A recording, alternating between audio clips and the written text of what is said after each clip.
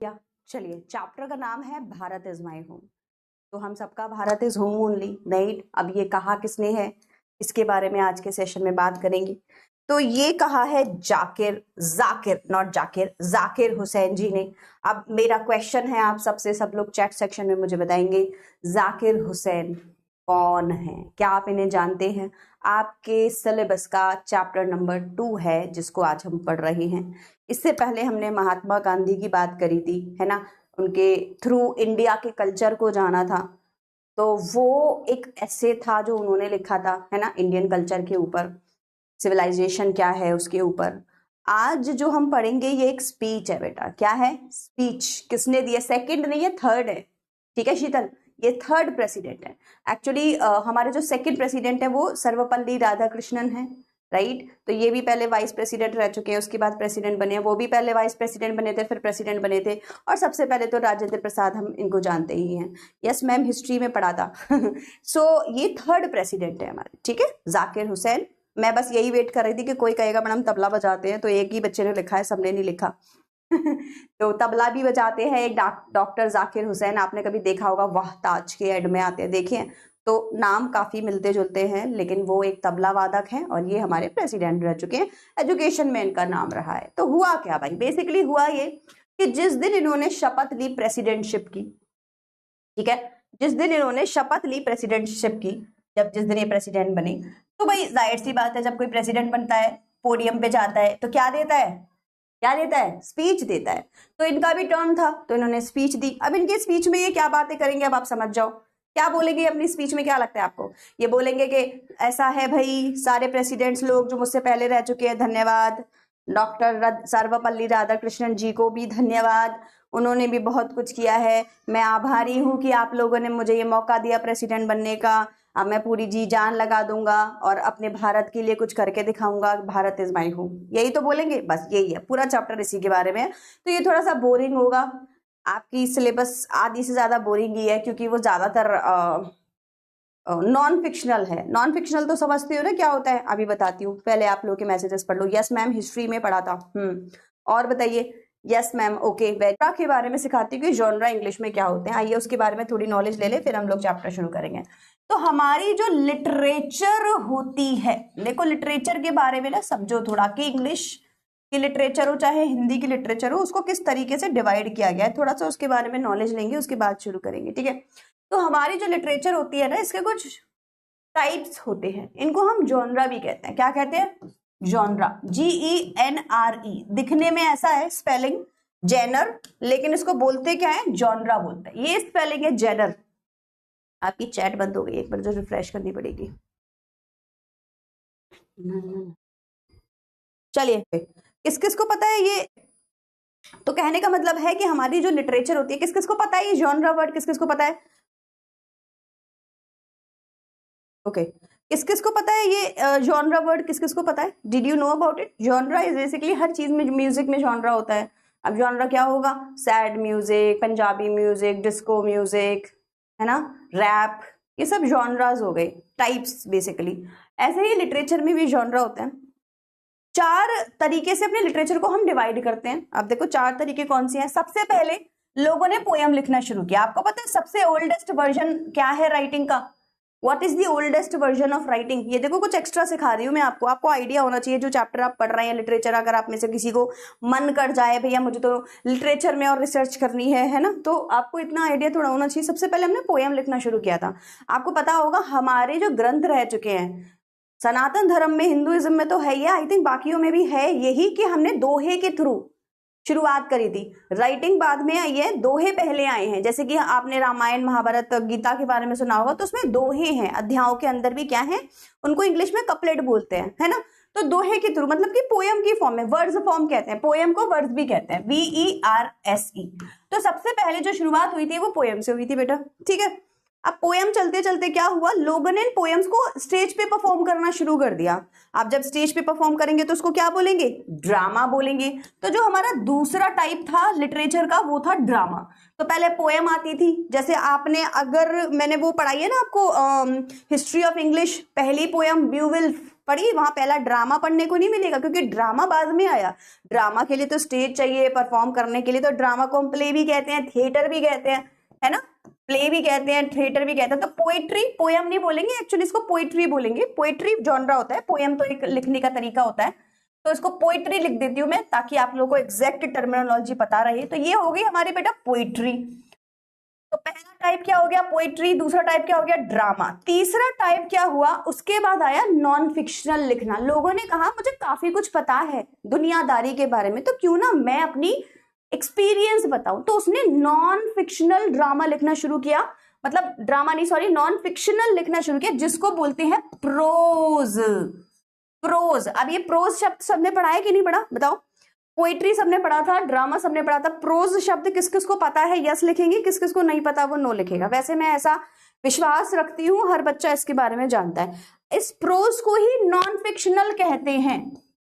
Non fiction क्या कहते हैं, नॉन फिक्शन। नॉन फिक्शन में अब देखो क्या क्या आ गया, किसी ने अपने बारे में लिखा वो कहेगा ऑटोबायोग्राफी, किसी ने दूसरे के बारे में लिखा वो बोलेगा बायोग्राफी, किसी ने यात्रा करने गया यात्रांत लिख दिया मतलब कि ट्रैवलॉग, वो भी हो गया नॉन फिक्शनल। ये सारी चीजें नॉन फिक्शनल, जिसमें हमने रियलिटी, प्रोज और पोएट्री दो ही चीजें तो पता होती है तुमको, उसमें भी तुम नो बोल रहे हो, है ना। चलो कोई बात नहीं, जिसको नहीं पता वो समझ ले। तो तीसरा हमारा जो टाइप होता है वो प्रोज होता है। प्रोज के अंदर बायोग्राफी, ऑटोबायोग्राफी, ट्रैवलॉग, एसे। एसे जैसे कि जो हमारा पहला चैप्टर था वो एसे था। स्पीच किसी ने दी तो वो स्पीच लिख दी, अगर हमने राइटिंग में, किसी ने रिसर्च की तो वो रिसर्च। कहने का मतलब है ये फिक्शन नहीं है, ये फिक्शन नहीं है, ये नॉन फिक्शन है। फिक्शन क्या होता है, फिक्शन वर्ड निकल के आया फिक्ट से, फिक्शन। फिक्शन से किससे आया, फिक्ट। फिक्ट क्या होता है, फिक्टिशियस, मतलब कि झूठ मूठ की बातें, मिथ्या, ठीक है, झूठ मूठ की बातें मिथ्या। फिक्शन में क्या आ जाएगा, शॉर्ट स्टोरी एंड नॉवेल, ठीक है। तो जो हमारा चौथा टाइप होता है वो होता है नॉवेल, और नॉवेल में ही शॉर्ट स्टोरी को भी काउंट कर लेते हैं। छोटी छोटी स्टोरी को शॉर्ट स्टोरी बोल दो, बड़ी बड़ी स्टोरीज को नॉवेल बोल दो। भाई पूरी पूरी कहानियां जो हो गई वो आपकी क्या हो गई, नॉवेल हो गए। छोटी छोटी एक एक पेज की जो स्टोरी, 2 पेज की, 3 पेज की होगी वो शॉर्ट स्टोरी होगी। तो यहां तक आप लोगों को बात समझ में आई। ये 4 टाइप के जॉनरा होते हैं हमारे पास लिटरेचर में।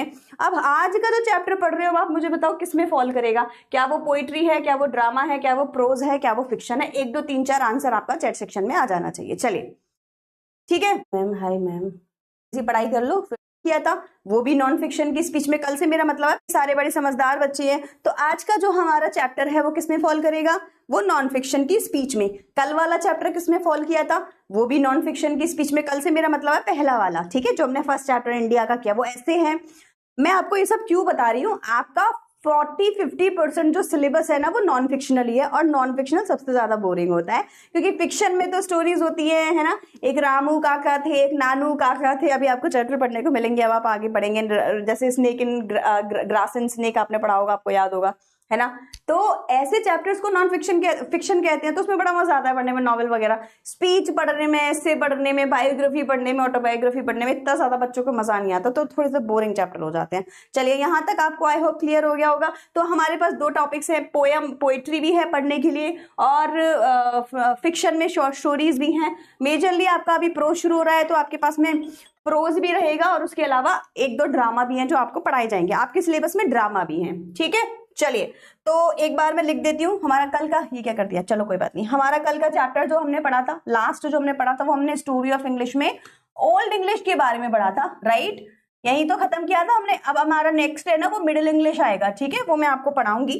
आज का चैप्टर कुछ अलग तरीके से करने वाले हैं, मैं बता देती हूँ किस तरीके से करेंगे। तो देखो होगा क्या कि मैं आपको 1-2 पैराग्राफ पढ़ाऊंगी, फिर हम लोग पोल करेंगे। ये देखो पैराग्राफ, एक पैराग्राफ के बाद क्वेश्चंस, फिर दूसरे पैराग्राफ के बाद क्वेश्चंस, तीसरे पैराग्राफ के बाद क्वेश्चंस। तो आपको चैप्टर साथ के साथ लर्न हो जाएगा। देखते हैं करके आपको कैसा लगेगा, आज आप मुझे बताइएगा इसको पढ़ के। मैंने थोड़ी सी आज कुछ डिफरेंट तरीके से इसको पढ़ाने का आपको सोचा, ठीक है। चलिए, नहीं तो ऐसा ना हो कि आप बोर होते रहे, तो मैंने सोचा चलो बीच बीच में आप लोगों के लिए पोल ले आते हैं। स्टार्ट करते हैं चैप्टर को, ठीक है। जल्दी से एक बार यस लिख दीजिए चैट सेक्शन में, रेडी, और फिर मैं चैप्टर पढ़ाना शुरू कर देती हूँ। तो देखते हैं बच्चों की, तो बात कर रहे हैं डॉक्टर जाकिर हुसैन की। लिखने को आएगा तो ध्यान रखना, स्पेलिंग में डबल एस नहीं है, सिंगल एस है। इस चीज का सब लोग ध्यान रखेंगे। जब हम लोग देखते हैं बच्चों की कॉपीज तो उसमें डबल एस बहुत लिखा होता है, हुसैन उनको लगता है डबल एस से आएगा, लेकिन चैट बंद, थैंक यू बेटा याद दिलाने के लिए। जो है ये प्रेसिडेंट है, मैं यहाँ पे आपको लिख के, इसमें सिंगल एस होता है, इस चीज का थोड़ा सा ध्यान रखेंगे, ठीक है। चलिए, सो डॉक्टर जाकिर हुसैन कौन है भैया? हमारे तीसरे प्रेसिडेंट हैं, थर्ड प्रेसिडेंट है। मैं यहाँ पे आपको लिख के दे देती हूँ क्योंकि इन यहाँ कहीं नहीं लिखा मिलेगा कि थर्ड है, तो मैं आपको ये चीज पहले से बता के रखती हूँ। ये हमारे थर्ड प्रेसिडेंट है। पहले हमारे राजेंद्र प्रसाद रहे हैं, दूसरे हमारे सर्वपल्ली राधाकृष्णन, जिनके नाम से हम टीचर्स डे मनाते हैं 5 सितंबर को, ठीक है। और जो हमारे तीसरे हैं वो ये हैं। So he was born in Hyderabad, और ये पहले मुस्लिम प्रेसिडेंट है बेटा, क्योंकि इनसे पहले जो डॉक्टर राजेंद्र प्रसाद और सर्वपल्ली राधाकृष्णन थे वो हिंदू थे, और ये पहले मुस्लिम प्रेसिडेंट रह चुके हैं, ठीक है। हैदराबाद में इनका जन्म हुआ था। फ्रीडम फाइटर थे, जाहिर सी बात है उस समय पर जितने भी लोग हैं हम सबको हम फ्रीडम फाइटर में ही काउंट करते हैं, क्योंकि ये देश की आजादी के लिए कुछ ना कुछ तरीके से लड़ाई कर ही रहे थे। As well as eminent educationist, eminent का मतलब होता है वेरी फेमस, तो बहुत ही प्रचलित फेमस एजुकेशनिस्ट हैं। एजुकेशन के ऊपर भी इन्होंने बहुत काम किया था। प्रेसिडेंटशिप पर कोई जाएगा तो जाहिर सी बात है उसका एक बहुत अच्छा खासा बैकग्राउंड रह चुका होगा। जर्मनी पढ़ाई करके आए थे ये, बाहर पढ़ाई करी होगी उसने, है ना। ऐसी थोड़ी कल को तुमको उठा के प्रेसिडेंट बना देंगे, बनाएंगे बिल्कुल बनाएंगे, लेकिन तुम्हारी जिंदगी में तुमने काफी लक्ष्य हासिल करे हो तब, राइट। तो ये अपने समय पर काफी कुछ कर चुके हैं एजुकेशन फील्ड में, पॉलिटिकली। तब जाके इनको पहले गवर्नमेंट में डाला गया, है ना, किसी पार्टी में, ये संसद में आए, उसके बाद में ये वाइस प्रेसिडेंट बने, उसके बाद में प्रेसिडेंट बने, और फिर लेखक भी हैं तो इन्होंने लिखा भी है और ये स्पीच दी है, तो वो स्पीच भी आज हम पढ़ने वाले हैं। तो डॉक्टर हुसैन, क्या हो गया ये मेरी चोटी नाच रही है आज, चलिए। So doctor Hussain became the president of India in 1967। तो यहाँ पे प्रेसिडेंट बताया गया है, थर्ड नहीं बताया गया है, वो मैंने ऊपर आपको लिख के दे दिया है। अर्लियर ही had served as the governor of Bihar. आप लोग नोटिस करना, बिहार के सिलेबस में बहुत सारे कैरेक्टर्स या जो राइटर्स हैं वो बिहार के इनकॉर्पोरेट किए गए हैं। जैसे कि गांधी जी को जब हमने पढ़ा है तो वहां पे भी हमने बिहार का टच पढ़ा। इसमें भी 11th में भी जब आप पढ़ के आए, डॉक्टर राजेंद्र प्रसाद जी का है, चैप्टर नंबर 1 आपने पढ़ा होगा, है ना। नहीं, पहला वाला तो नेहरू का है, सेकंड वाला राजेंद्र प्रसाद जी का है, तो वो भी बिहार से ही है। तो नालंदा वाला जो है ना, 11th में पढ़ के आए ना आप लोग। तो कहने का मतलब है कि बिहार से काफी कुछ टच्ड सिलेबस है बिहार बोर्ड का। Bharat is my home is an extract from the speech he gave in 1967 after taking the oath of president. जब इन्होंने प्रेसिडेंटशिप की शपथ ली है, ओथ का मतलब होता है बेटा शपथ लेना। मैं, है ना, क्या मतलब कॉन्स्टिट्यूशन, आज के कॉन्स्टिट्यूशन की शपथ लेता हूं कि मैं भारत के संविधान की रक्षा करूंगा वगैरह वगैरह, जो भी बोलना होता है। तो गवर्नमेंट ऑफ बिहार रह चुके हैं, और आज का जो चैप्टर है ये एक इनकी स्पीच से ही ली गई एक एक्सट्रैक्ट है। एक्सट्रैक्ट का मतलब होता है टुकड़ा निकालकर आपको आज दिखाया जा रहा है। In his first speech as the president of India, doctor Zakir Hussain pledges, pledge माने शपथ लेना, ओथ एक प्रोसेस होता है, और प्लेज जो आप बोलते हैं उसको कहते हैं, लेकिन बात एक ही है, शपथ लेना ही होता है ना। उन्होंने कसम खाई, उन्होंने शपथ ली, himself to the service of the totality of India's culture, India के लिए, इंडिया के कल्चर के लिए ये अपनी पूरी जी जान लगा देंगे, सर्विस करेंगे, सेवा करेंगे, इस चीज की इन्होंने शपथ ली थी। अब आप लोगों को बस इतना जरूर पता होना चाहिए कि कब की बात है। 1967 एमसीक्यू में पूछा जाता है कि ये प्रेसिडेंट कब बने थे, याद रखना, ठीक है। यहां तक सबको क्लियर हो गया। अब हम 2 पैराग्राफ पढ़ेंगे और इसके बाद में आपके एमसीक्यू पोल आएगा, सब लोगों ने आंसर पोल में देना होगा। मैं ऑन कर दूंगी चैट, जिन बच्चों की पोल ऑन नहीं हो पाती है वो मुझे चैट में आंसर देंगे। यहाँ पे आपके सारे वर्ड मीनिंग लिखे हैं, तो कोई बच्चा कंफ्यूज नहीं होगा। एरुडेशन का मतलब होता है, एरुडेशन ग्रेट नॉलेज, तो यहाँ पे आप नॉलेज शब्द को ऐड कर लें। मैं अभी इसको पढ़ रही थी, तब मैंने देखा कि यहाँ पे क्या लिखा हुआ है, तब मुझे रियलाइज हुआ कि नॉलेज शब्द यहाँ पे मिसिंग है, ठीक है। चलिए शुरू करते हैं। तो जी जैसे ही इनके हाथ में माइक आया, इन्होंने बोलना शुरू किया और ये बोले, I must confess that I am overwhelmed by the trust my people have placed in me by electing me to the highest office in the land. समझ आया? ये कह रहे हैं कि मानना पड़ेगा। कन्फेस का मतलब होता है अपनी बात को सामने वालों के सामने रखना, अंदर डर है बट फिर भी बताना, कहते हैं ना कन्फेस करो। अगर आपने कुछ गलत किया है, कुछ सही किया है, तो सामने वालों को बताना। तो कन्फेस एक तरीके का मॉडर्न वर्ड है जो आप यूज कर सकते हैं ये कहने के लिए कि अपने दिल की बात तुम सबको बता रहा हूं, यार देखो सुन लो सब लोग, ठीक है। तो ये भी कह रहे हैं कि मैं भाई कन्फेस करता हूं, आई मस्ट कन्फेस। देखो भाई बताने वाली बात है, दैट आई एम ओवरवेल्म्ड, आज मेरा दिल गदगद हो रहा है, by the trust my people have placed in me, जितना विश्वास तुम लोगों ने मुझ पे दिखाया है। देखो इस चीज को ना नॉर्मल लैंग्वेज में भी बोला जा सकता है, लेकिन ये स्पीच है और स्पीच बोलने की इलेक्वेशन की टेक्निक होती है, स्टाइलिश वर्ड यूज करने होते हैं तरीके से, है ना। सो द पीपल हैव ये सीधा सीधा ये भी बोल सकते थे, thank you so much for trusting me guys and giving me this position of president. लेकिन यार राष्ट्रपति की स्पीच ऐसे थोड़ी होती है, कैसी होती है, ऐसी। I must confess that I am overwhelmed by the trust my people have placed in me by electing me. मुझे इलेक्ट कर यानी कि मुझे इस चुनाव में जितवा कर, जो भी प्रेसिडेंटशिप की जो भी इलेक्शन प्रोसेस होते हैं, to the highest office in the land. Highest office सबसे बड़ी सीट है भाई, इससे बड़ा राष्ट्रपति भवन में जाने को मिल रहा है, इससे बड़ा और क्या होगा, सबसे बड़ा उपाधि है ना भाई। भारत का पहला राष्ट्रपति, भारत का पहला व्यक्ति कौन होता है, राष्ट्रपति होता है, राइट। अब क्योंकि आप जब सीट पर आए हैं, आपको प्रेसिडेंटशिप मिल रही है, तो अपने से फॉर्मर प्रेसिडेंट को रिस्पेक्ट देना, थैंक यू बोलना, ग्रेटिट्यूड बोलना आपका कर्तव्य बनता है। सो इनका भी बना, तो इन्होंने उनकी थैंक यू बोली, बोला doctor Radhakrishnan brought to the presidency a mental equipment। Equipment माने औजार, मेंटल माने दिमाग के। अब दिमाग के औजार कहां से आएंगे, नहीं आएंगे ना, तो इसका मतलब क्या हुआ, अपनी मेंटल बुद्धि इंटेलिजेंट लेकर आए थे वो, ठीक है। मेंटल इक्विपमेंट का मतलब समझ आ गया, मेंटल इक्विपमेंट मतलब इंटेलिजेंस। अब आप इसकी हिंदी में कहीं व्याख्या नहीं ढूंढेंगे। I am tired of saying every time to everyone, stop looking for Hindi translations, क्योंकि कुछ और ही आंसर इसका आएगा अगर आप इसको हिंदी ढूंढने में लगेंगे। So please try to understand content जो होता है, मतलब जो भी लिखा हुआ है उसके कॉन्टेक्स्ट में इसका मीनिंग एज्यूम करने की कोशिश किया करो। एज्यूम माने मान लो यही लिखा होगा, क्या बोलेंगे यहाँ, छेना हथौड़ी लेने आने को तो, छेनी हथौड़ी लेने आने को तो नहीं बोलेंगे, है ना। इक्विपमेंट का मतलब औजार होता है, लेकिन क्या मतलब हो गया, कौन से औजार, मेंटल मतलब की दिमाग की बुद्धि, ऐसे समझिए, ठीक है। तो ऐसे एज्यूम किया करो, मान लिया करो कि ये मीनिंग होगा, बजाय कि इसका हिंदी ट्रांसलेशन देखने के।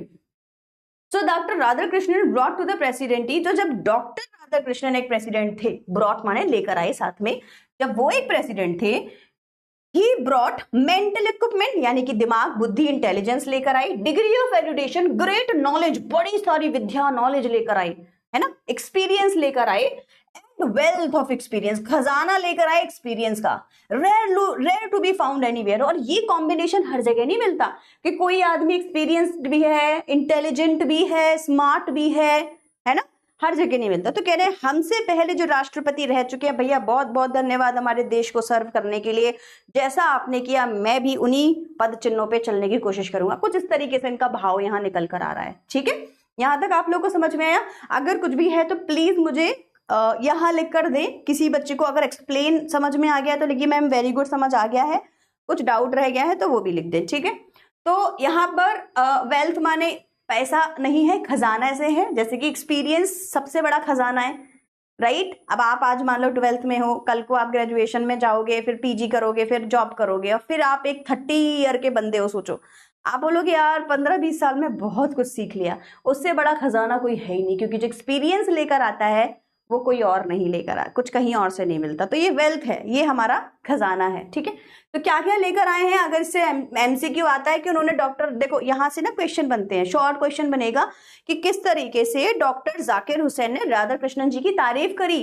तो अब क्या बोलेंगे, उन्होंने बोला that doctor Radhakrishnan has brought to India, ऐसा नहीं कि प्रेसिडेंसी, इंडिया में वो क्या क्या लेकर आए, जब वो इस पद पर आए, इस पोजीशन पर आए, तो वो क्या क्या लेकर आए, मेंटल इक्विपमेंट लेकर आए, a degree of education, education की जगह आप वर्ड चाहे तो नॉलेज लिख सकते हैं, a lot of knowledge, intelligence, क्या क्या लिखेंगे, मैं लिख देती हूँ चलो आपके लिए, क्या क्या लिखेंगे, चलो बताओ क्या क्या लेकर आए, इंटेलिजेंस लेकर आए, जेंट मत करना, जेंट्स करना, नाउन लिखना है ना हमको।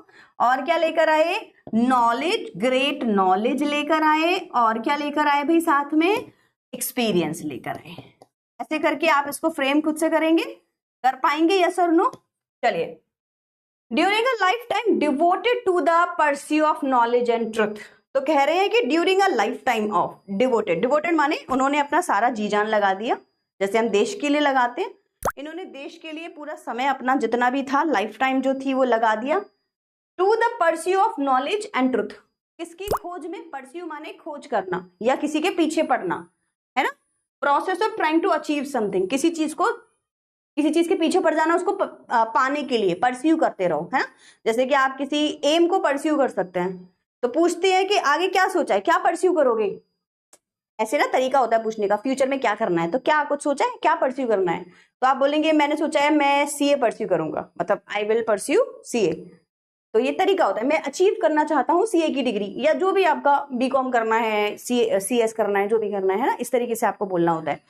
तो आप यहाँ पे ये जो है हमारे पास में राजेंद्र कहाँ से आगे, जाकिर हुसैन है, वो बता रहे हैं कि सर्वपल्ली राधाकृष्णन जी जब प्रेसिडेंट थे तो वो क्या करते थे, वो एक सत्य की खोज में निकले हुए थे और नॉलेज की खोज में निकले हुए थे। अब कहाँ भटके, गौतम बुद्धा की तरह नहीं, बोलने का तरीका है, कह रहे हैं जब वो अपनी सीट पर थे तो उन्होंने बहुत अच्छी सी नॉलेज और ट्रुथ के साथ काम किया।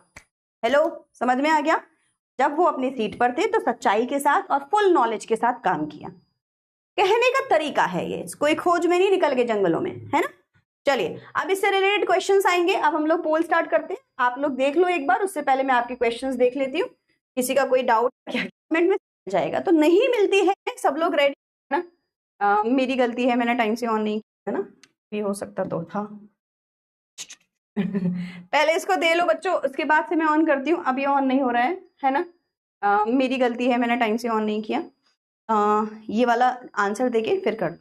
क्वेश्चन है, why does doctor Zakir Hussain feel overwhelmed, उनको उनका दिल गदगद है आज, वो किस रीजन से गदगद है वो आपको आंसर देना है। He got a new house, इस वजह से। People elected him as a president, इस वजह से। ही वन अ प्राइज, इस वजह से।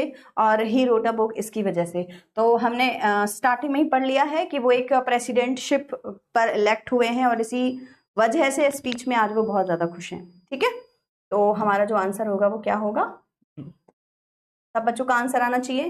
किंजल वेरी गुड, सूरज, शिवम, ज्योति, स्नेहा पा रहा है पोल में।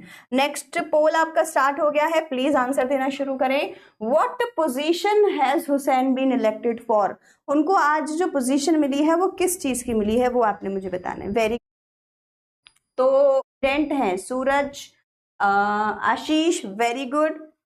पोल लेट आ रहा है, जब आता है वो उसी हिसाब से ही आता है, सब बच्चों पे सेम आता है। ठीक है, चलिए। सो ये प्रेसिडेंट रह चुके हैं, सो इसका जो आंसर होगा वो सी होगा। 89% students have taken it right. Prime minister, पागल हो गए हो क्या, हो रहा है आपको पता है नहीं अभी। एंग्री, कंफ्यूज्ड, ऑनर, जब लोगों ने विश्वास दिखा के ऐसे प्रेसिडेंट उन्हें बनाया है तो वो कैसा फील कर रहे हैं, आंसर दीजिए। एंग्री, कंफ्यूज्ड, ऑनर और सैड, शब्दों के मतलब आपको पता होने चाहिए। कोई बात नहीं, नूतन जिसके पास में है वो C, Shah, very good. Honoured, C is the correct answer, poll पे लगा दीजिएगा, इसके अलावा यहां भी आंसर दे दीजिएगा, तो आपका जो आंसर है वो सी होगा। चलो, किंजल, विक्रम, अरे किंजल, चलिए। He has done more than probably any other man do to bring out and expel Indian philosophical thoughts and the oneness of all true spiritual values. ही कौन है यहाँ पे, चैट सेक्शन में आंसर दीजिए सब लोग, किसके बारे में बात हो रही है बताओ, किसके बारे में बात हो रही है, जल्दी बताओ। ये एक पैराग्राफ खत्म था यहाँ पे, ट्रुथ के आगे, इसी के आगे ये है। ही किसके लिए लिखा हुआ है, जल्दी बताओ। मैम पोल नहीं आ रहा है। रश्मि, जिनकी काफी लोग जुदा सम्मानित फील कर रहे हैं वो हैं, इसीलिए पूछा था हम लोगों से क्वेश्चन पूछा। जाकिर हुसैन के लिए नहीं, ही उन्होंने कहा है सर्वपल्ली राधाकृष्णन, ठीक है, क्योंकि वो स्पीच दे रहे हैं, इसीलिए पूछा था हम लोगों से क्वेश्चन मैंने। वो राधाकृष्णन जी की बात कर रहे हैं और कह रहे हैं he has done more than probably any other man to bring out and expel Indian philosophical thoughts. तो जब डॉक्टर सर्वपल्ली राधाकृष्णन प्रेसिडेंट की सीट पर थे, ठीक है, जब डॉक्टर राधाकृष्णन प्रेसिडेंट की सीट पर थे, उन्होंने प्रोबेबली मतलब शायद से, अब ये प्रोबेबली बोलने का तरीका है, वो डाउट नहीं कर रहे हैं, वो सच में कह रहे हैं कि बाकी कोई और इंसान इतना ज्यादा अगर भारत के लिए करता है ना, तो उन्होंने भारत के लिए बहुत कुछ किया है। डॉक्टर सर्वपल्ली राधाकृष्णन के लिए। चैट बंद मैम, बस देखो भाई बच्चे बड़े खतरनाक हैं, एकदम से स्पैम करना शुरू कर देते हैं। कर दिया मैंने बंद बेटा, डोंट वरी।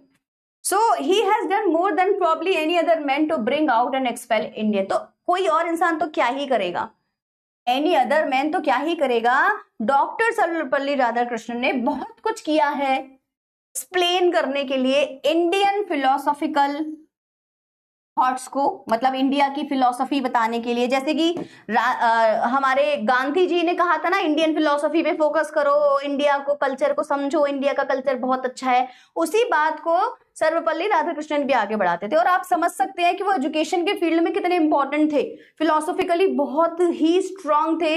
इसीलिए हम उनको एज अ टीचर्स डे पे मनाते हैं। सोचो, उनके नाम से पूरा दिन मनाया जाता है जिसको हम टीचर्स डे कहते हैं, क्योंकि वो एक बहुत अच्छे टीचर भी रह चुके हैं। तो ये उनकी तारीफ कर रहे हैं और कह रहे हैं मुझसे पहले जो आया है। और थोड़ी भावनाओं को समझो, ये पहले मुस्लिम थे, है ना। एक मेजॉरिटी हिंदुइज्म की कंट्री थी, क्योंकि मुस्लिम्स तो उस समय पाकिस्तान चले गए थे।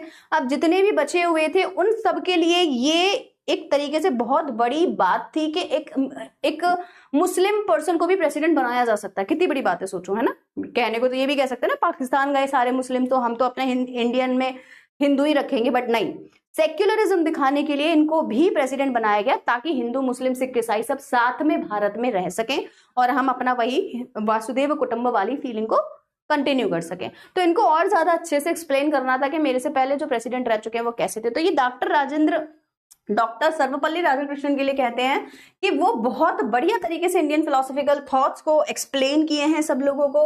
And the oneness of all, हम सब एक हैं, वननेस है हम सब के बीच में। ट्रू स्पिरिचुअल वैल्यूज उनके अंदर थी। स्पिरिचुअल माने बेटा क्या होता है, आध्यात्मिक। वैल्यू माने आपके नैतिक मूल्य।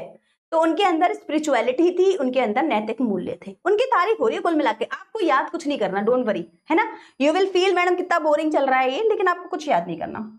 He has never lost his faith in his essential humanity of man, and he himself has never ceased to champion the right of all men to live in dignity and with justice। बहुत hi fi English नहीं है ये, लेकिन speech ऐसे ही दी जाती है। तो speech में बात को सीधा सीधा नहीं बोला जाता, घुमा फिरा के बातें बोलते। कहने का मतलब है डॉक्टर सर्वपल्ली राधाकृष्णन ने ह्यूमैनिटी के लिए काफी कुछ किया है और हम उनके आभारी हैं, बस ये लिखा हुआ है। तो यहाँ पे वो क्या बोल रहे हैं, he has never lost his faith in the essential humanity. Mankind में, ह्यूमैनिटी मतलब इंसानियत में, उन्होंने पहली बात तो कभी अपना विश्वास नहीं खोया। नेवर लॉस्ट हिज फेथ किसमें, एसेंशियल ह्यूमैनिटी में। एसेंशियल माने जरूरी, ह्यूमैनिटी माने मानवता। जरूरी मानवता की जो स्किल्स होती है, उन्होंने कभी विश्वास नहीं खोया। किसमें नहीं खोया, भारतीयों में नहीं खोया। तो उन्होंने अपना विश्वास भारतीयों में कभी खोया नहीं। And he himself has never ceased to champion. Ceased to champion माने किसी काम को करने से खुद को रोकना, चैंपियन बनने से रोकना खुद को। तो कहने का मतलब है वो कभी नेवर सीज्ड, कभी रुके ही नहीं, हर काम में बहुत अच्छा करके दिखाया, कभी रुके ही नहीं। The right of all man to live in dignity and with justice. तो हर इंसान को उन्होंने दो चीजें दिलवाई, क्या, डिग्निटी सम्मान, जस्टिस माने न्याय। समझे लाइन। तो बेसिकली बोल रहे हैं कि जब तक डॉक्टर सर्वपल्ली राधाकृष्णन अपनी सीट पर थे एज अ प्रेसिडेंट, उन्होंने मानवता की रक्षा करी, एसेंशियल ह्यूमैनिटी को लॉस्ट नहीं होने दिया। तो उन्होंने मानवता की रक्षा करी, हर इंसान के कर्तव्यों को, डिग्निटी को, सम्मान को, जस्टिस न्याय को बनाए रखा, कायम रखा। तो कुल मिला के बहुत अच्छे प्रेसिडेंट मुझसे पहले रह चुके हैं। अब तारीफ करने के बाद अब कहेंगे मैं भी आशा करता हूं कि ऐसे ही कुछ अपनी जिंदगी में करूंगा। तो चलो, कितनी चीजें हमने कर ली, उसके ऊपर अब आपका एक पोल करते हैं। आंसर सब लोगों ने चैट सेक्शन में देना है। जो बच्चे पोल ना दे पाए उनके मैं यहां पढ़ूंगी। आइए पोल आपका स्टार्ट करते हैं। Question number 1, who was the president before doctor Zakir Hussain. क्यों पूछा मैंने आपसे ही किसके लिए लिखा हुआ है, ये बार बार किसकी बात कर रहे हैं। आंसर चैट सेक्शन में 100% रिजल्ट आना चाहिए। मैं ना पिटाई लगा दूंगी अगर किसी ने भी आंसर मुझे सही नहीं दिया तो, ठीक है। 100% रिजल्ट चाहिए मुझे। नो 90%, नो 95, नो 98, 100% बात हो रही है।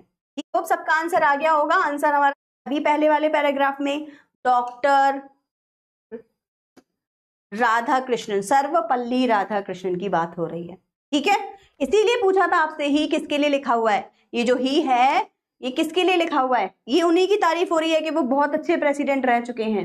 चलिए, आई होप सबका आंसर आ गया होगा। आंसर हमारा सी होना चाहिए। Please are you from Bihar में होता है क्या ऐसा सरनेम, मतलब मैंने नहीं सुना पहले। What quality of doctor Radhakrishnan is praised most. उन्होंने उनकी कौन सी तारीफ ज्यादा करी है। नहीं आएगा 100%। मुस्कान तुम समझ जाओ बस, ये बच्चे बड़े शैतान हैं। सो उनकी वेल्थ की, एरुडिशन माने नॉलेज की, स्पोर्ट्स स्किल्स की, या मिलिट्री सर्विस की। वेल्थ माने पैसा, देखो वहां पे भी वेल्थ लिखा था लेकिन वो लिखा था वेल्थ ऑफ एक्सपीरियंस, मतलब कि खजाना लेकर आए हैं किसका, एक्सपीरियंस का, अनुभव का। यहाँ जो वेल्थ लिखा हुआ है ये पैसे के लिए लिखा हुआ है। तो इनकी सबसे ज्यादा तारीफ किस चीज की हुई है?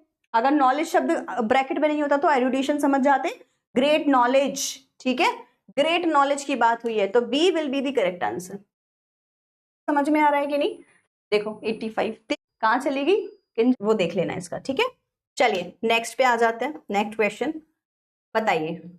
What did doctor Radhakrishnan believe in, इनको किस चीज में विश्वास था, किस चीज में विश्वास था डॉक्टर राधा कृष्ण, मैम बोले कोई बात नहीं, आप यहाँ आंसर दो, नितिक मैं देख रही हूँ आपका, नितिक ना, हाँ नितिक, नितिक NITTIK, नितिक नाम है आपका, वेरी नाइस नेम।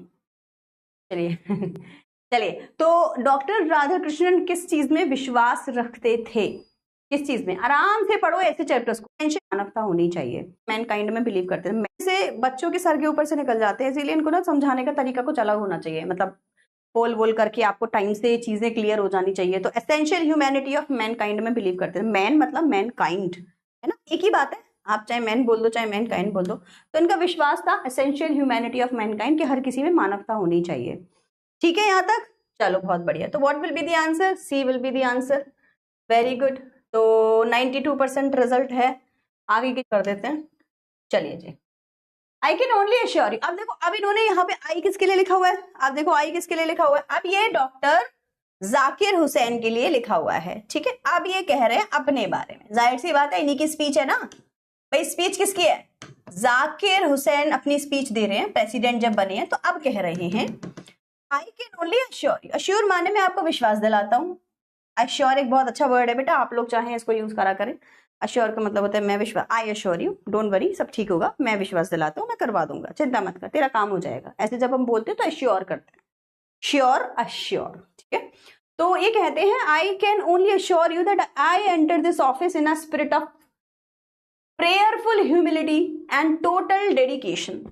तो कहते हैं कि आज मैं आप लोगों को विश्वास दिलाता हूँ, इस ऑफिस में जब मैं एंटर हो रहा हूँ, मतलब जिस पोजीशन पे आप लोगों ने मुझे इलेक्ट किया है, तो मैं कैसा फील कर रहा हूँ, मैं प्राउड फील नहीं कर रहा, घमंड नहीं है मुझे किसी चीज का, मैं तो स्पिरिट माने मेरी आत्मा प्रेयरफुल ह्यूमिलिटी में है। ह्यूमिलिटी का मतलब होता है बहुत ही मोडेस्ट होना, मोडेस्ट का मतलब क्या हुआ, कहते ना यार इसके पैर हमेशा जमीन पे रहते हैं, पैरों को जमीन पे रखो, मतलब थोड़ी सी दया भावना आपके अंदर होनी चाहिए, हवा में ना उड़ो, घमंड में मत रहो। तो घमंडी का ऑपोजिट होता है मोडेस्ट होना, ठीक है। तो ये कहते हैं कि आज जब मैं इस ऑफिस में आ रहा हूँ, एंटर कर रहा हूँ, तो आपको कैसे विश्वास दिलाऊं, मेरा विश्वास कीजिए कि मैं बहुत ही ज्यादा स्पिरिट, मतलब मेरी जो अंदर से इच्छा है वो बहुत ही ज्यादा प्रेफुल है, भगवान का थैंक यू बोल रहा हूँ। ये लफ्ज हैं, अल्फाज हैं जो ये बोलना चाहते हैं, ठीक है, ह्यूमिलिटी में। एंड टोटल डेडिकेशन, डेडिकेशन क्या भाई चाहिए, बिल्कुल चाहिए, जो हमारी सेवा के लिए गवर्नमेंट में आया है उसको डेडिकेशन तो दिखानी पड़ेगी, मतलब फुल सपोर्ट हमें देना पड़ेगा, कमिटमेंट देनी पड़ेगी कि भैया आप हर इंसान के लिए आप जिम्मेवार हैं। मतलब हमारा कोई बाहर बंदा फंस जाएगा कंट्री में तो भी आपको ध्यान रखना है, हमारे किसान भूखे नहीं मरने चाहिए, उनकी फसल बर्बाद हो रही है तो उसका आपको ध्यान रखना है, बेरोजगारी अगर कम है तो उसका भी आपको ध्यान, मतलब बेरोजगारी चल रही है तो उसका भी आपको ध्यान रखना है कि समय पर जो है गवर्नमेंट या प्राइवेट जॉब्स लोगों के लिए अवेलेबल हो, इंडस्ट्रियलाइजेशन टाइम से होनी चाहिए, एजुकेशन बच्चों को प्रॉपर मिलनी चाहिए, खाना पीना मिड डे मील जो भी कुछ बच्चों के लिए आप कर सकते हैं, गरीब के लिए मिडिल क्लास के लिए जरूर करें, आपकी डेडिकेशन चाहिए। ये नहीं चाहिए कि आप सीट पे आए बैठे और आप अपना कार्यकाल 5 साल का निकाला और निकल लिए, है ना। तो ये खुद कह रहे हैं कि मैं पूरी तरीके से अपनी सेवा करने को तैयार हूँ आपकी। I have just taken the oath of loyalty, मैंने अभी अभी शपथ ली है लॉयलिटी की। लॉयलिटी माने क्या होता है भैया, विश्वास, मतलब लॉयल होना किसी के तरफ, अपनी क्या क्या दिखाना, अपना समर्पण दिखाना, मतलब हाँ मैं पूरे निष्ठा भाव से आपकी सेवा करने के लिए तैयार हूँ।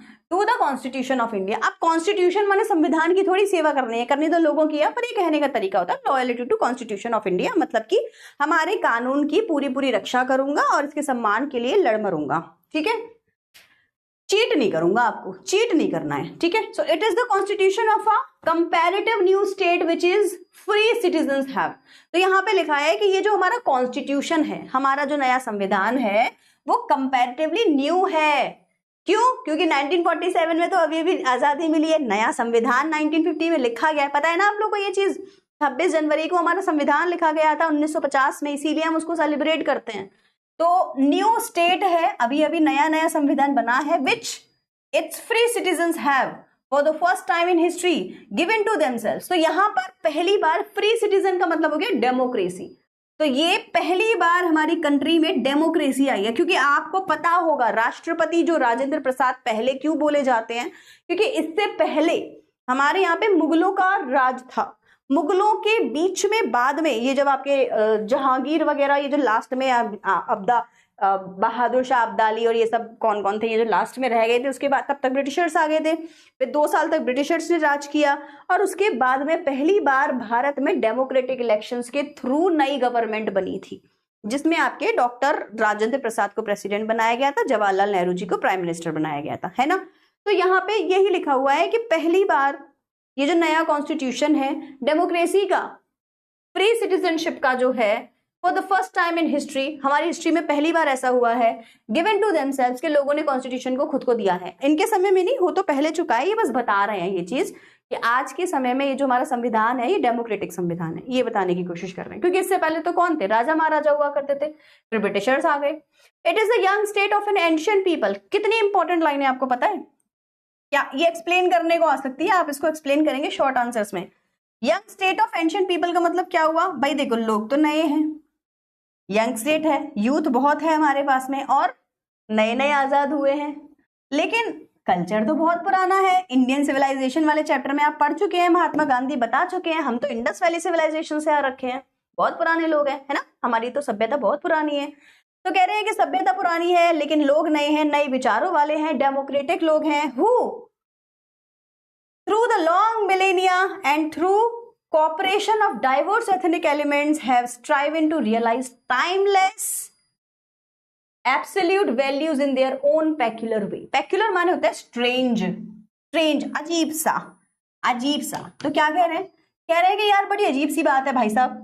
क्यों अजीब सी बात क्यों है? कि हम लोग हैं तो पुरानी सभ्यता के, लेकिन नई नई सीखी है, डेमोक्रेसी वगैरह, नया नया जोश आ रहा है हम लोगों को, है ना।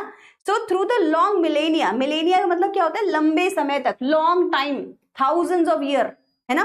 तो थाउजेंड्स ऑफ ईयर के बाद में, और cooperation of diverse ethnic elements, cooperation माने सहयोग, डाइवर्स माने विभिन्नता, एथनिक एलिमेंट्स, तरी घाट घाट का पानी पीना। तो पहले मुगलों की नॉलेज हमें मिल गई क्योंकि वो हमारे यहाँ आए हैं ना, बाबर, अकबर, हुमायूं, ये सारे आए। इसके बाद ब्रिटिशर्स आए तो हमें बाहर की भी नॉलेज मिल गई, यूरोपियंस कैसे रहते हैं, है ना, जितने भी लोग आए। अब हमें अपनी भी नॉलेज है, हमारी भारत की अपनी संस्कृति अलग रही है। तो कह रहे हैं हमारे अंदर ना इतना सब कुछ है ना, इस समय हर तरीके की नॉलेज है हमको, हर तरीके का कल्चर हमारे यहाँ पर फॉलो होता है। भारत एक डाइवर्स कल्चर क्यों बन चुका है पता है? क्योंकि जब फ्रेंच लोग आए, डच लोग आए, तो वो गोवा रह गए, तो गोवा का अलग कल्चर हो गया। साउथ इंडियन प्रॉपर इंडियन बोले जाते हैं, उनका अलग कल्चर हो गया। हम जो हैं मिक्स ब्रीड नॉर्थ वाले सारे आ गए, नॉर्थ में जितने भी आक्रमण हुए थे तो उनका कल्चर अलग हो गया। इसीलिए हमारे पास बहुत सारे कल्चर और बहुत सारी बोलियां। हर जगह ऐसे नहीं होता, हर कंट्री में ऐसे नहीं होता। हम ऐसे क्योंकि हमारे पास बहुत आक्रमण हुए हैं, तो जितनी बार आक्रमण हुआ, जितनी बार लोग आए, उतनी बार हम फैलते गए, चेंज होते गए, है ना, मिक्स होती गई, ब्रीड्स मिक्स होती गई।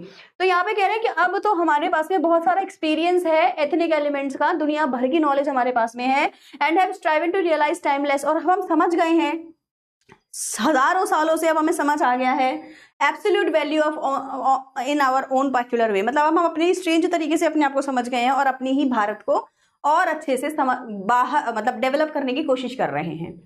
Now I pledge myself to the service of those values. Light चलेगी क्या? So I pledge myself to the service of those values. तो कह रहे हैं कि मैं अब शपथ लेता हूं, प्लेज लेता हूं, to the service of those values, उन वैल्यूज की शपथ लेता हूं जिन वैल्यूज की अभी इन्होंने बात करी ना, कह रहे हैं उन वैल्यूज की मैं शपथ लेता हूं। मतलब कि अब मैं पूरी कोशिश करूंगा कि लोगों की आस्था को कोई ठेस ना पहुंचे, और जिस तरीके से हर कोई इस वैल्यू को, भारत की वैल्यू को रोके हुआ है, पकड़े हुआ है, मैं भी उसी में ही आगे अपना योगदान दूंगा। ठीक है। For though some concrete realisation of a value may become inadequate. तो कह रहे हैं फॉर, क्योंकि Though some concrete realization of a value may become inadequate with the change of circumstances, हो सकता है कि कुछ circumstances की वजह से values change हो जाएं। inadequate माने not proper, लिखा होगा यहाँ पे कहीं पे, insufficient, not proper, insufficient. With the change of circumstances, the value remains eternally valid and presents for newer and fresher realization. तो क्या लिखा हुआ है यहाँ पे कि छोटी मोटी बाधाएं आती रहेंगी, कहते हैं ना भाई छोटे छोटे बड़े बड़े शहरों में छोटी मोटी बातें होती रहती हैं सेनोरिटा, तो ये उसी के लिए कह रहे हैं कि छोटी मोटी चीजें तो होती रहेंगी, लेकिन हमारी जो वैल्यू है, भारत के जो संस्कार हैं, वो हमेशा इटर्नल रहेंगे, मतलब हमेशा ऐसे ही रहेंगे. The past is not dead and static. हमारा जो भारत का पास्ट रहा है वो डेड थोड़ी है, उससे भी हमने बहुत कुछ सीखा है. स्टैटिक माने रुका हुआ थोड़ी है. It is alive and dynamic. ये तो चलता है और चलायमान है, मतलब कि आज भी बहुत एक्टिव है. And is involve in determining the quality of our present and prospect of our future. तो हमारे पास्ट से सीख कर प्रेजेंट सुधारेंगे और फ्यूचर को और बढ़िया करेंगे. 3 शब्द है, past, present and future. Speech है और नेसेसरीली बहुत ज्यादा बोल रहे हैं, ये बस बोलना यही चाहते हैं कि हम सब लोग बहुत मेहनत कर रहे हैं. सबने अपनी वैल्यूज को जोड़ के, संस्कारों को जोड़ के रखा है, जैसे गांधी जी कहते थे, और इन्हीं को मैं भी एक्सपेक्ट करता हूँ, एक्सेप्ट करता हूँ, और मैं भी इन्हीं के साथ में आगे बढ़ता जाऊंगा. चलिए, इससे रिलेटेड एमसीक्यूज आएंगे, चलिए उनको करना शुरू करते हैं. आप लोग के पोल से पहले ये भाई देखो, थोड़ा सा बोरिंग अगर आपको चैप्टर लग रहा होगा तो मैं कुछ कर नहीं सकती, क्योंकि ऑन नहीं हुई क्या चैट? एक सेकंड में, एक सेकंड. वैसे तो गुजराती बटाई ले जैसे करूँ, घमंड नहीं है बिल्कुल भी, ठीक है. वो बहुत ही आया है आपका वो मैसेज, ठीक है, समझ गई थी मैं. बोरिंग लग रहा है कि चैप्टर लग ही रहा हुआ यार, स्पीच ऐसी होती है, मैं कितना एक्सप्लेन करूं. चलिए, तो क्वेश्चन है आप लोगों के पास में, what kind of spirit does doctor Hussain से ही ब्रिंग टू द.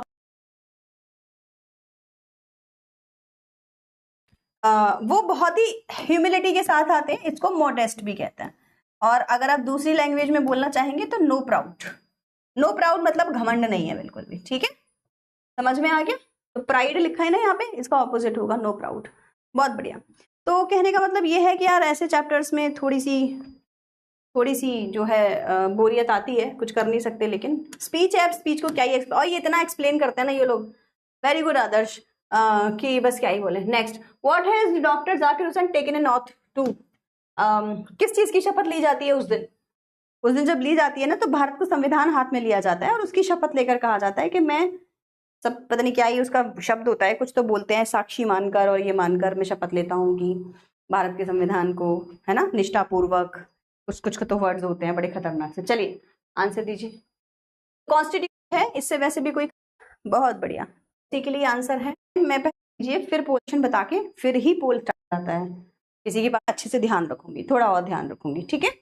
बहुत बढ़िया. चलिए, तो कॉन्स्टिट्यूशन की शपथ ली जाती है और उसी के लिए आंसर है. चलो कर लो, फिर कुछ बच्चों का रह जाता है, किसी के पास लेट पहुंचता है, इसीलिए 30 सेकंड पढ़ा. स्टार्ट हो गई है वो, यहाँ पे हमारा. चलिए, who made the Indian constitution according to doctor Zakir Hussain. Indian constitution को किसने बनाया है? उन्होंने बोला ना कि अब जो हमारी डेमोक्रेसी स्टार्ट हो गई है वो यहाँ के लोगों के थ्रू हुई है.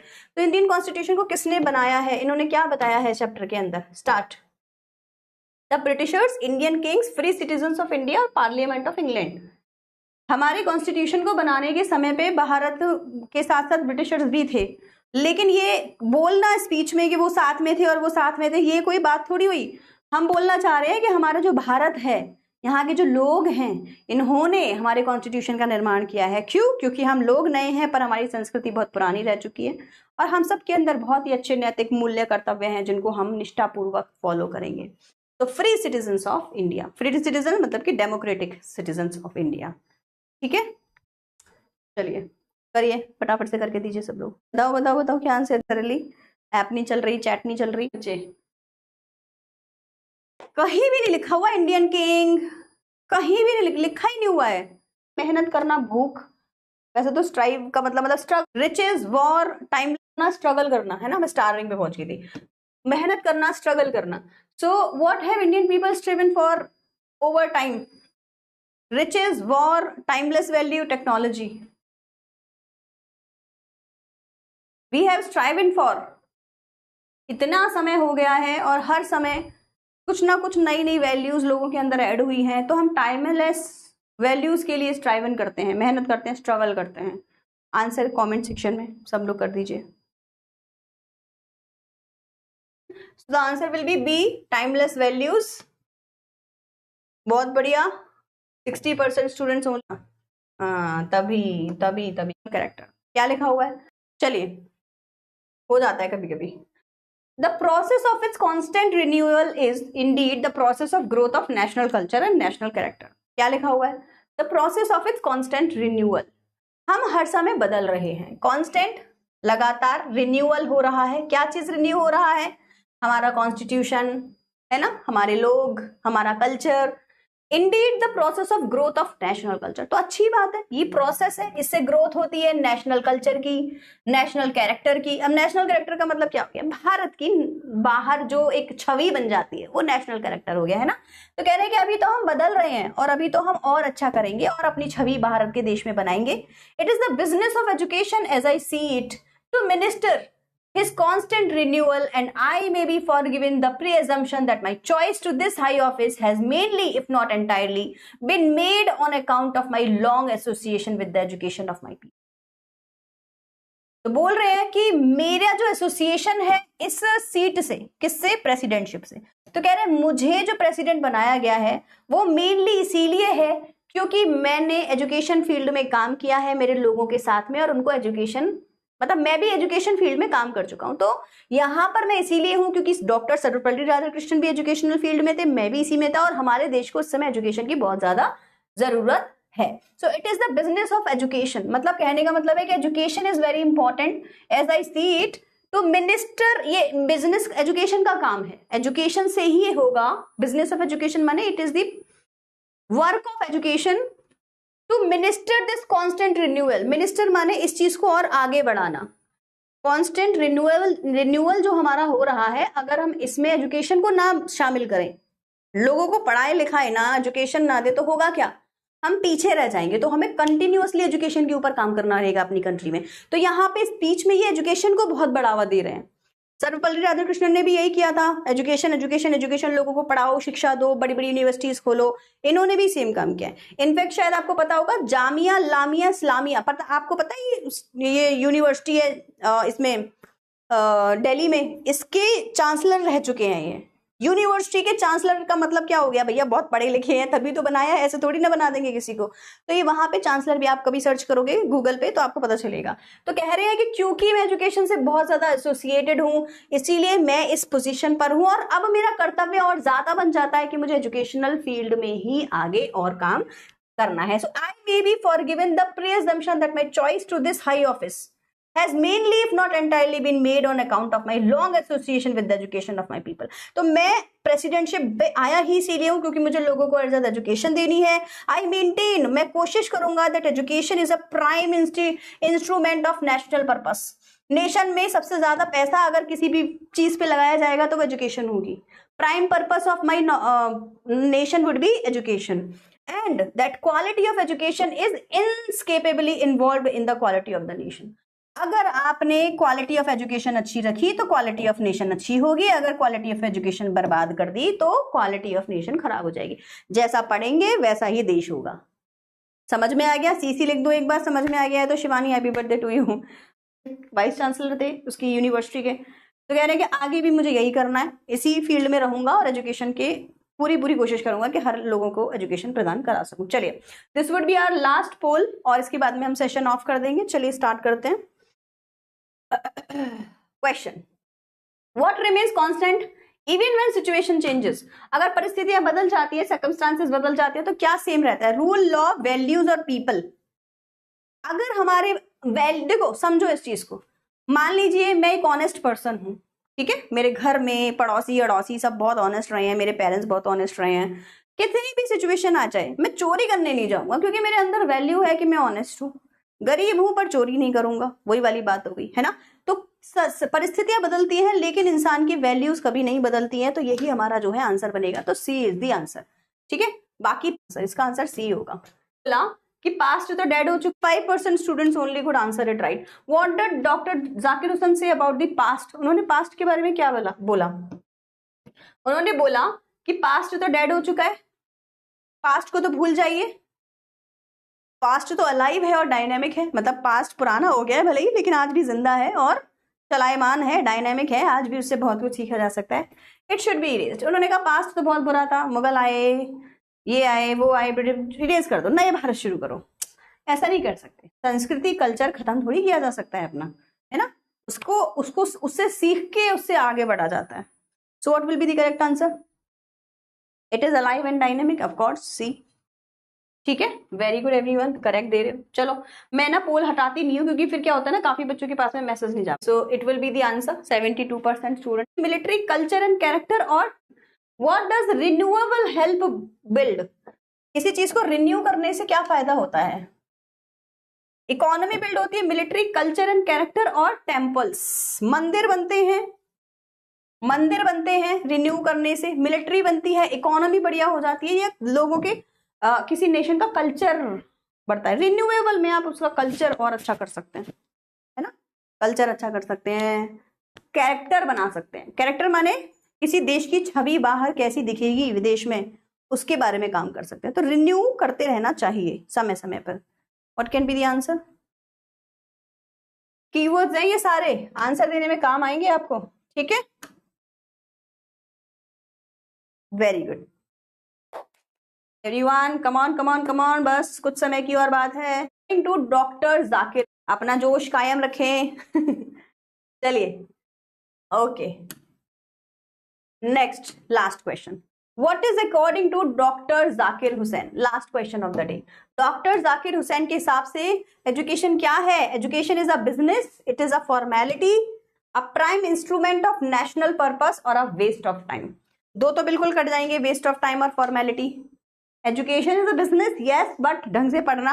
A prime instrument of national purpose, किसी कंट्री का क्या उद्देश्य होना चाहिए?